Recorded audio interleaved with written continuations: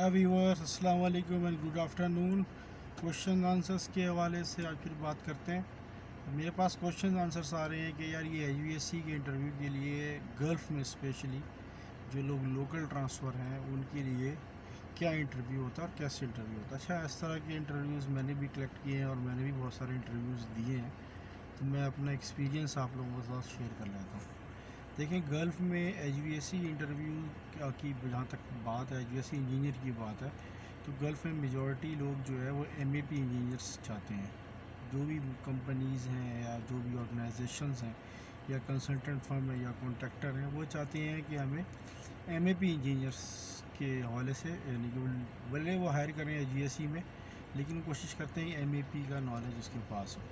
तो आप लोगों के लिए सजेशन है कि आप लोग अगर गल्फ़ में लोकल हायर हैं और ट्रांसफ़र चाहते हैं या जॉब चेंज करना चाहते हैं, तो अपनी एमएपी के हवाले से प्रिपरेशंस करें। एचवीएससी के हवाले से यानी कि इतने टफ़ इंटरव्यूज़ नहीं होते, वो एमएपी के हवाले से सारे इंटरव्यूज़ कलेक्ट करते हैं। तो उसमें क्या क्वेश्चन आंसर्स होते हैं, मैं आपसे थोड़ा शेयर कर लेता हूँ, अपना एक्सपीरियंस बता देता हूँ। देखिए, सबसे पहली बात तो ये कि आपकी सीवी में जो चीज़ मेंशन है, तकरीबन 30 to 40% आपकी सीवी से ही बात की जाएगी। किस प्रोजेक्ट में आपने काम किया, कौन कौन से सिस्टम पे आपने काम किया, क्या किया क्या नहीं किया। फॉर एग्ज़ाम्पल हाई राइज़ में किया तो हाई राइज़ में के बारे में पूछा जाएगा। अगर आपने इंफ्रास्ट्रक्चर में काम किया तो इंफ्रास्ट्रक्चर में बात की जाएगी। अगर आपने शॉपिंग सेंटर्स ग्राउंड+2 ग्राउंड+3 बिल्डिंग्स जो एक्सपेंडेड बिल्डिंग होती है उस पर काम किया तो उससे हवाले से पूछा जाएगा। लेकिन क्वेश्चंस और आंसर्स तीनों से ही होंगे, प्लम्बिंग से होंगे, फायर फाइटिंग से होंगे और एचवीएससी से होंगे। मेजॉरिटी क्वेश्चन आंसर्स आप कह लें कि वो आपसे प्लम्बिंग से और एचवीएससी से पूछेंगे, तो थोड़ा बहुत फायर फाइटिंग से पूछेंगे। अच्छा, ये जो इंटरव्यू बेसिकली आप कह लें कि QC engineers, senior engineers, junior engineers और आप कह लें इंस्पेक्शन इंजीनियर जो होते हैं उनके लिए ये क्वेश्चन आंसर्स पूछे जाते हैं। तो सबसे पहले तो आपके जो भी सीवी में है उससे आपको मुकम्मल, आपको जो भी अपने अगर सीवी में आपने थोड़ा बहुत फेक भी डाला हुआ है तो उस चीज़ की प्रिपरेशन करके जाइएगा, क्योंकि सीवी से ही क्वेश्चंस पूछे जाएंगे, आपके प्रोजेक्ट के बारे में पूछा जाएगा। अच्छा, उसके बाद अगर हम प्लम्बिंग पे साइट पे चले जाते हैं, तो प्लम्बिंग में वो अगर फॉर एग्ज़ाम्पल आपने हाई राइज़ बिल्डिंग पे काम किया है, तो मैं स्टार्ट प्लम्बिंग से करता हूँ थोड़ा बहुत कि आप प्लम्बिंग में क्या क्वेश्चन आंसर्स होंगे।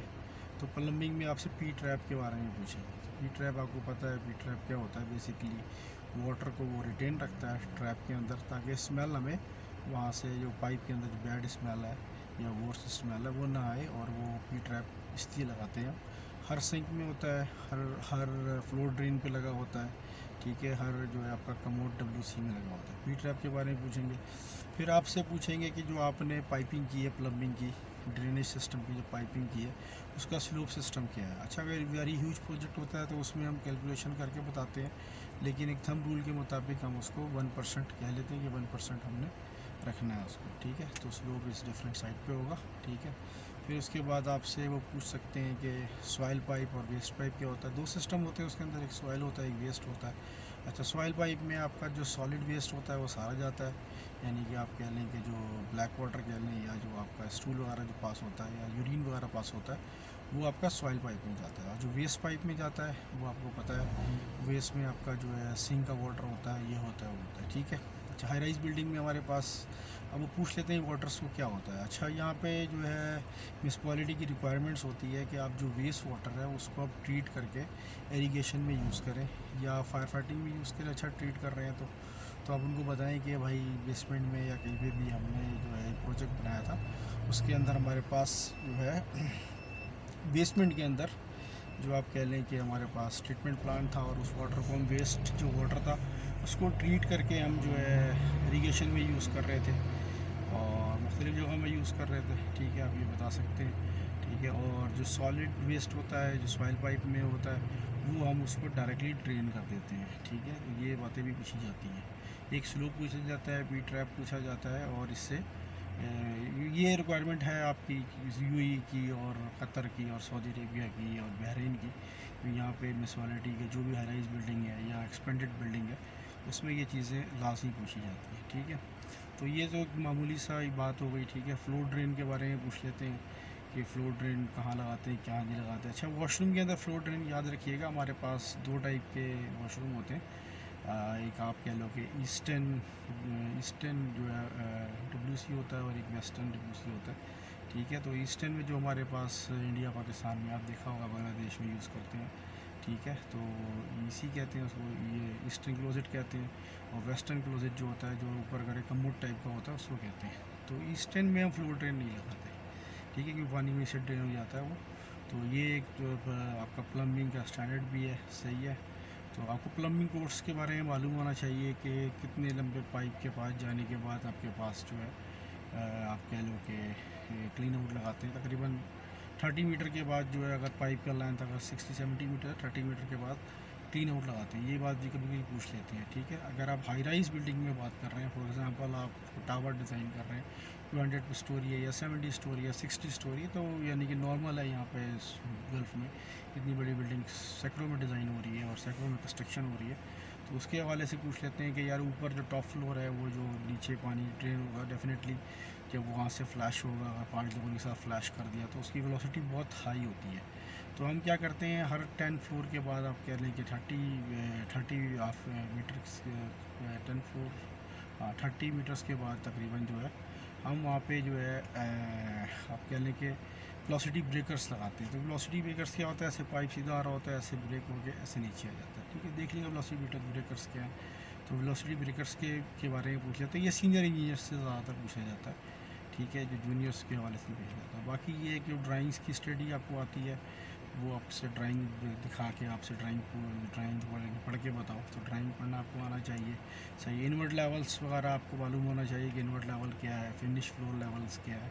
तो ड्राइंग्स के अंदर ये चीज़ें दी होती हैं। सॉइल पाइप के डाया दिया होता है, और सॉइल पाइप का डाया जो है, याद रखिएगा, मिनिमम 110 से शुरू होता है, 160 तक होता है, ठीक है, इससे लेस नहीं होता। और जो वेस्ट पाइप का होता है, वो तकरीबन 75 से 110 तक हम इसको यूज़ करते हैं, as per the equipment, as per the calculation of the plumbing course, ठीक है। तो ये सब चीज़ें डेफिनेटली आपको देख के बताना पड़ता है, सही है। फिर उसके अलावा आपसे वाटर सप्लाई पे आप आ जाएं, तो वाटर सप्लाई पे आप कह लें कि उसको वाटर सप्लाई पे आपसे वो पंप की इंस्टॉलेशन के बारे में लाजमी पूछ लेते हैं कि यार पंप लगा हुआ है, तो इसके बाद कौन सा वॉल आएगा, इसके बाद क्या आएगा। फॉर एग्जांपल एक पंप लगा हुआ है, तो पंप के दोनों तरफ जो है आइसोलेटिंग वॉल्व लगाते हैं, सॉरी आइसोलेटिंग बोल रहा हूँ, आइसोलेटिंग वॉल्व तो होता ही होता है।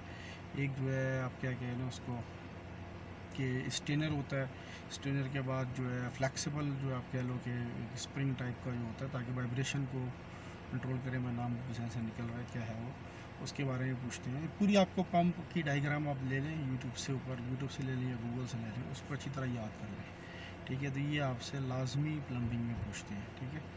तो ये 3-4 पार्ट्स में वीडियोस बनेंगी इंशाल्लाह ताला। पार्ट 1 है ये, पार्ट 2 देखिएगा और पार्ट 3 देखिएगा। तो ये फिर प्लम्बिंग से ये छोटे मोटे क्वेश्चंस और भी आपसे पूछ सकते हैं कि आप जो है, अच्छा हमें वीबी भी होता है हमारे पास, वेंट पाइप होता है। वेंट पाइप में मैक्सिमम 75 और 50 हम यूज़ करते हैं।